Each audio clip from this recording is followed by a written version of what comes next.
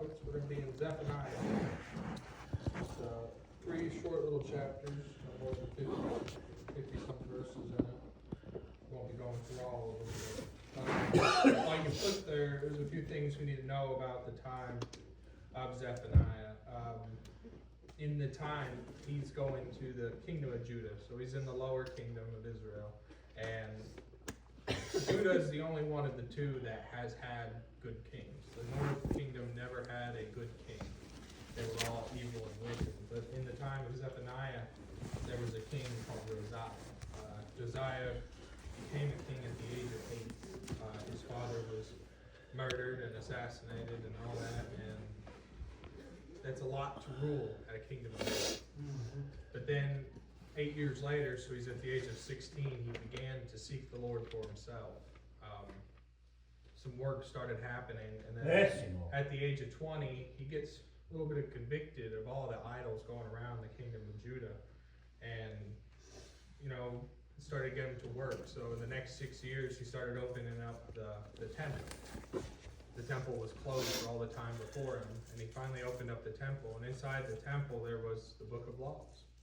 And he set out with a big, he's trying to reform the kingdom and get rid of all these idols in it. Because as we've gone through the minor prophets, probably close to all, if not all of them, have mentioned the worship of idols. Mm-hmm. And it's still there today. Yeah. We think we got rid of the idols, but we just gave them different names. But that's Zephaniah. Zephaniah also, as we go through the first verse there, you'll learn that he himself was a descendant of a king. It was his great-great-grandfather, Hezekiah. So this is really his cousin coming in. God has set the scene up for Josiah to set the kingdom ready. Because this is the last minor prophet before the destruction of the kingdoms. This is the last one before the Babylonians come in and conquer. So God's setting up the plan beforehand. There's 25 years between the time of Zephaniah's last prophecy and to the time of the Babylonians coming in. So God is set up before the warning signs. That time that Lance was talking about, that help that Jeff was talking about, it's been set up before. It's set up before us. As we search for the time that we can't add or the time we can't take away, we replace it with things that just make it go easier. So we'll start there. One last thing about Zephaniah. The thing about Hebrew names is they mean something. This one here is the Lord hides. And it's not necessarily the Lord's hiding from us. It's the fact that the Lord hides us. And we'll get into that a little bit later. But as we just go through the name, it just brought a little sense out to me. So we already went really over the first verse there, so we'll start in the second verse. And it says, I will utterly consume all things from the land, saith the Lord. I will consume man and beast, and I will consume the fowls of the heavens and the fishes of the sea, and the stumbling blocks with the wicked, and I will cut off man from the land, saith the Lord. And I will stretch out my hand upon Judah, and upon all the inhabitants of Jerusalem, and I will cut off the remnant of Baal from this place, and the names of the Canaanites with the priests, and the worship in the host of heavens upon the housetops, and they that worship in the swear by the Lord, and the swear by Malcolm, and those that turn back from the Lord, and those have not, have sought the Lord, nor acquired for him. See right here, these are those idols we were talking about.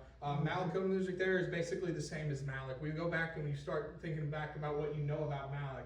That's the God that they would sacrifice children to. Those are the gods that they would sacrifice everything to. As we go back through the old kingdom of Judah, and they started excavating these houses because they were left in shambles after the Babylonians came in, and then they just built upon top of the old houses. As they were digging through the old settlements there, as they were finding the houses, they were finding these graven images, these idols that they had carved out of stone, out of metal, all these things that the other prophets had warned them not to do, has warned them already not to go after the other gods, these false gods, these fake gods. They loved these gods. They could not get rid of these gods out of the kingdom. No matter how many times God had to come and send someone to warn them about these gods, about these idols, they just could not get away from it. And that's where this flesh, as I mentioned this morning a little bit, this flesh flesh desires to worship something. And if you aren't worshiping God, something will take its place. The enemy will work into that place and take over the worship. You aren't going to be necessarily worshiping the enemy himself, but he'll put something in his place for you to worship. We look around and we still see the ones that worship the stars,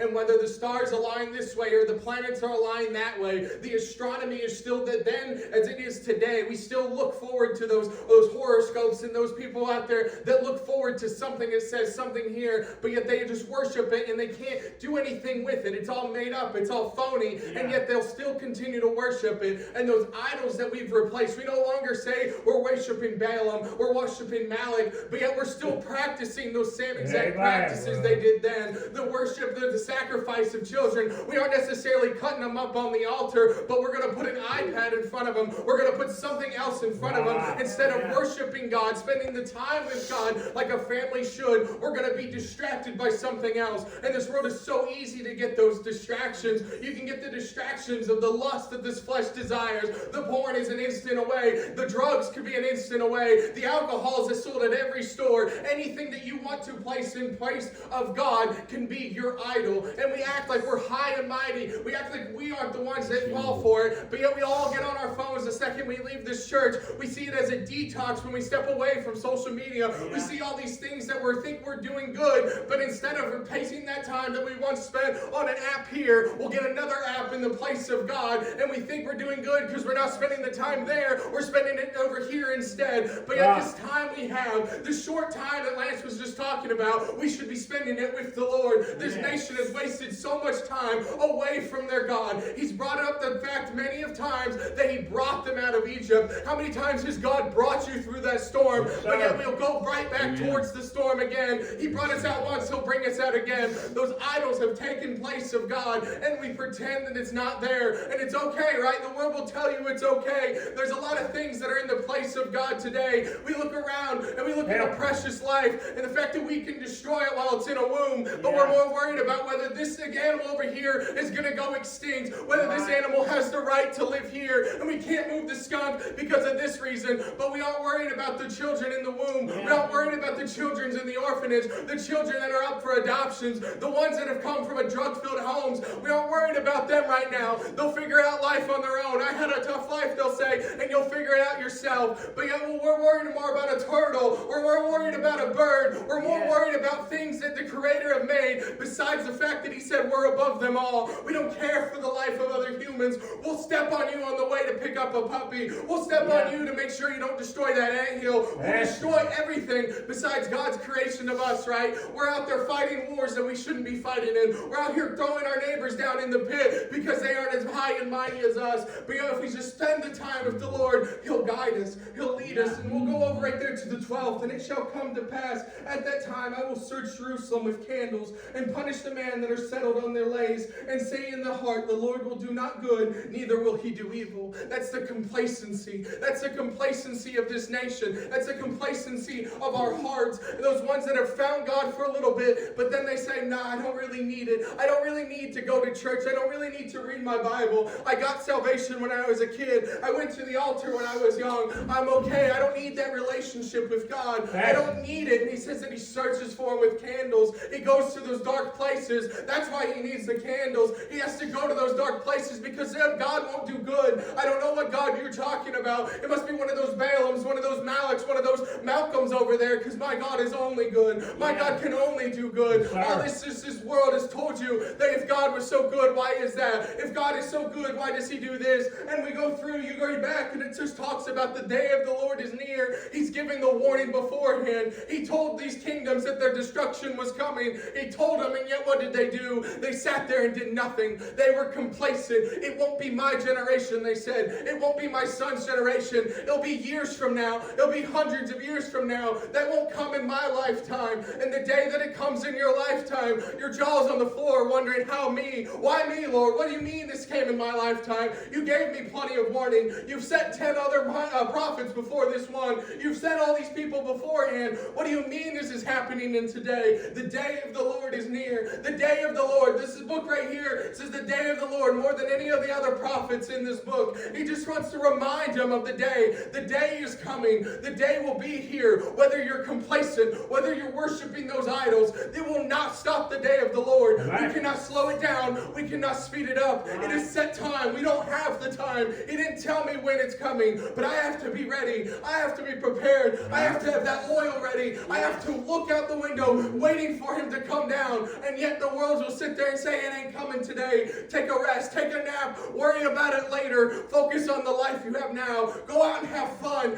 Go out there, get high. Go out there, do all these things. Get drunk out of your mind. Do all these things first, and then when God comes, then you can get a wishy-washy with him. Yeah. Then you can wash yourself off. Yeah. But that's not what I have. He won't give a warning. He won't send me a text message and say he's 10 minutes away. He's going to come when he's going to come. Yeah. And either I'm going to be complacent, either I'm going to be worshiping those idols, or I'm going to be footstep with him. And that's what he's warning this kingdom, that it's not coming. It's not slowing down. It's going to come. And we'll go over to the second, right here down to the 14th. It says, the great of the day of the Lord is near. It is near, and hastily greeting even the voice of the day of the Lord, that mighty men shall cry there bitterly. The day of wrath, the day of trouble and distress, a day of wasteness and dissolution, a day of darkness and gloominess, a day of cloud and thick darkness, a day of the trumpet and alarm against the fenced city, against their high towers. And I will bring distress upon man, and they shall walk like blind men, because they have sinned against the Lord, and their blood shall pour out on the dust, and their flesh as the dung. Neither their silver nor their gold shall be able to deliver them from the day of the Lord's wrath. But the whole land shall be devoured by fire of his jealousy, and he shall make even a speedy resistance of all them that dwell in the land. Not even their silver nor their gold. They're going to be walking around like blind men. The blood will be in the streets. Their flesh will be like dung. These are terrible things to say without context, right? How could a loving God could do these things? How could a loving God let this happen? And yet this is a warning for us. This is going to happen because he loves us. This is going to happen because this is what he set in plan. And yet he says your gold could not buy you out of it. Your silver is nothing to him. And we think we can go out and do these things without the punishment, without the judgment of the day. But see right here in the second chapter right here, this is the relief for me. This is the relief for the saved people. It says right here, gather yourselves together, ye. Gather together, O nation not desired. Before the decree bring forth. Before the day pass of the chaff. Before the fierce anger of the Lord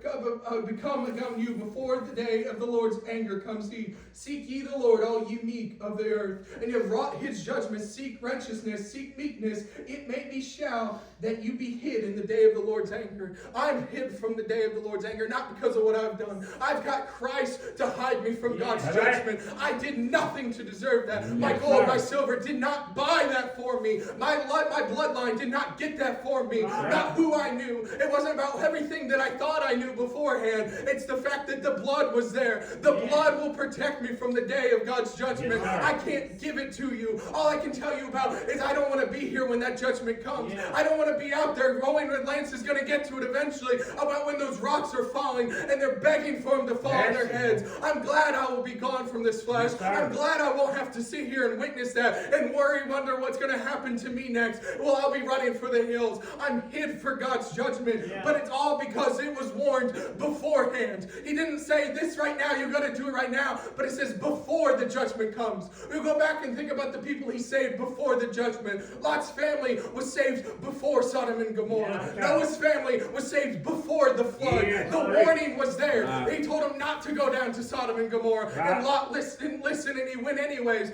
But yet Noah was told, this is what's going to happen. Either build the ark or suffer like the rest. It was warned beforehand that God's free will that he gave us. He didn't make him build the ark. Noah listened to God and built the ark before the flood came. He couldn't have built it while the flood was coming. You won't be able to get saved when the world starts coming crashing down. It's not a day after the judgment where it comes. It's before the judgment. I'm hid before the judgment of the Lord. I'm not running from God. I don't have to run and say, Lord, will it be me that's going to be over there? Will I be out there in the wilderness? Will I be out there doing all these things? All these other people will tell you these kingdoms that are coming. All these other things they've got to worry about. All I know is that I'm hidden from the judgment of God. I ain't got to go out there and say, God, will you just please do these things for me? Hide me here. No, the blood is applied to me. Yeah. I ain't got to go out there and put on camouflage and hide from God. He can already see me. He knows that what I've done, Amen. but yet that blood's there, and it puts that shield, puts that wax over me that he doesn't see the wrong. I preached on it a couple weeks ago of that sea of forgetfulness. He throws it in there, and it's all gone. Yeah. That's what I am here before. I'm hid with the Lord. Yeah. The Lord hides me. That's what Zephaniah's name means. The Lord hides me. The Lord hides me Yeah. from God's judgment. And that's what we're thankful for today. Yeah. We don't have to worry about the day of the Lord and all these other kingdoms. As you read on through the second chapter there, this kingdom will be down here. This kingdom will get that destroyed, and that and this and that. And all these destructions that are coming, it won't matter to me. I'll be gone. This flesh, you can destroy the earth, destroy the home that I live in, Yeah. destroy the car that I drove in, do all the things. As long as I'm out of this flesh, I don't care. Turn it on to ash. I won't be running around wondering whether this is going to be good. The trumpet can sound like an alarm, and I won't care. I'll be singing hallelujah on my Yeah. way out of here. Right. That's what we should be worried about. Yeah. That's what we should be focused on before. Now, I'm not going to wait till the day of it. I'm not going to wait till I'm on my deathbed. A lot of people say that that's what they'll want to do. They'll wait till on their deathbed, but they don't know when that's going to be. They don't know if they'll get that opportunity. So today is the day of salvation. Yes, sir. It doesn't say anything else. It doesn't say that you'll get a second chance here. Some people believe that those over there will get another chance because of this and that, or where they live, or what religion they're part of. I don't know about all that. All I know is I have to do it before the judgment. Yes. That's all I know I have to focus on. see And the more. greatest thing of all this, we'll skip over to the third. It told you it was going to be short. Right here in the third chapter, in the 14th verse, with all that judgment being skipped, it's not like God said, shoot, I missed that one. This is my favorite verse through these books right here. Straight down through here. It says, sing, O daughter of Zion. Shout, O Israel. Be glad and rejoice with all thy heart, O daughter of Jerusalem. The Lord hath taken away the judgments. He has cast out thy enemies. The King of Israel, even the Lord, is the midst among thee. And thou shalt not see evil any more. In that day it shall be said to Jerusalem, fear thou not, and to Zion, let not thy hands be slack. Thy Lord, the Lord thy God is in the midst of thee, is mighty. He will save. He will rejoice over thee with joy, Yeah. and he will rest in his love, and he will joy over thee with singing.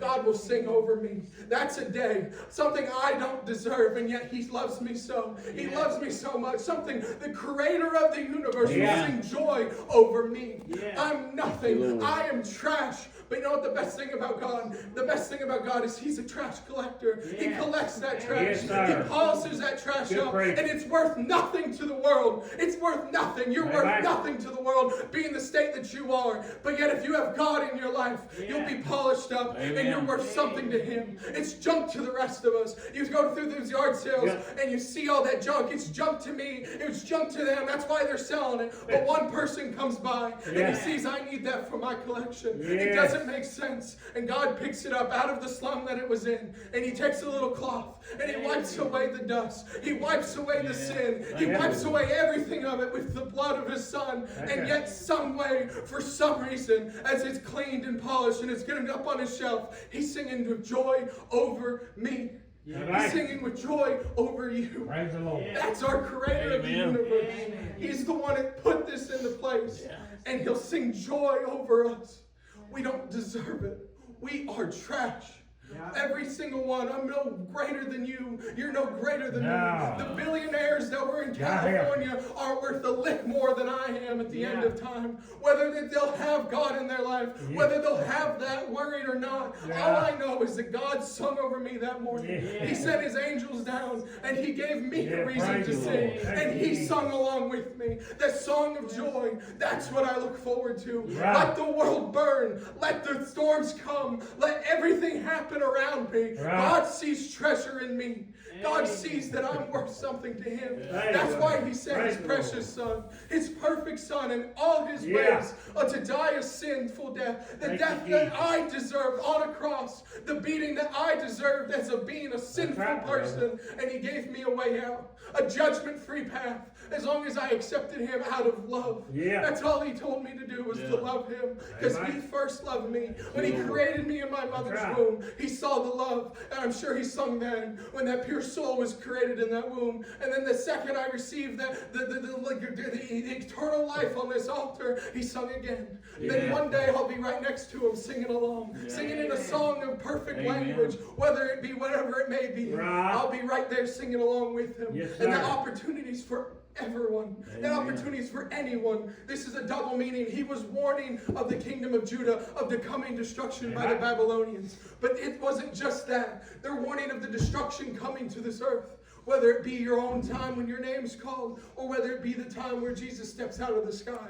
It's coming no matter what. Yes, sir. Slow it down, you can't. Try to pause it, you won't be able to. But today is the day of salvation. Yeah, it is. He sent us the gift. That lamb we can hide behind. When those seals open for the first and last time, that's what I'm hidden behind. Amen. Is the judgment of him. I won't get it because I'm saved by the blood. And I'm thankful I didn't have to pay for it. I'm thankful I didn't have to work hard to get it. I'm thankful I didn't have to do anything but humble myself before the Lord. That's how easy it was. And I'm thankful that that gift's free to anyone.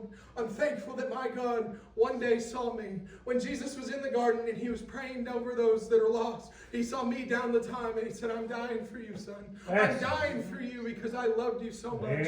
If you only accept it is all that he asks. And that day I took those first steps. Those were the hardest steps of my life. But because of those steps, I got a whole host of angels singing. And God singing right along with them. Another one saved. That day he was singing over me. I couldn't hear it. But yet I felt like I was just floating on a cloud. That day will come to an end where our names are called, new names we've never heard, and we'll leave this body behind, and we'll be able to sing along right with him. That's because of God. That's because of Christ's sacrifice. We're about to get into the Easter season, but that's what it was for. It was because he loved us and saw that we could not get away to him, and he was the way. The warning is there. It was there in Zephaniah's day, and it's here in today's day. The idols are there. The Bible tells us in the New Testament all over the place not to go after idols, not to let after them, and all these things about idols, and yet we put things before God. The one that created the universe, we're going to put something in front of him. The one that sings joy over you, we're going to tell him to wait a minute. That's what we should be worried about. We should be footstep. It's hard, but we should be with him. Focus on the stuff. Focus on the idols. Get rid of them. Knowing that this day will come, and whether we'll be ready or not is up to us. We'll hear it all the time. You'll hear it since you were a kid. You'll hear it when you're old and you're on your dying bed of the day of the Lord is near. But we're closer today than we are yesterday. And that's what we have to look forward to. Whether we leave the flesh individually or together. That's all we have focus on, is whether that judgment's going to pass over you or you're going to be part of that judgment. I can't make that choice for you. You can't make that choice for your family. But we should live a life to let them know that God once sung for me. Amen. God sung for me that morning. I'm thankful for it. Amen. I deserve none of it. I'm a wasteful, sinful person. But yet one morning he sent that mercy upon me. And he sung along with me. Amen. That's a short little message. You preach.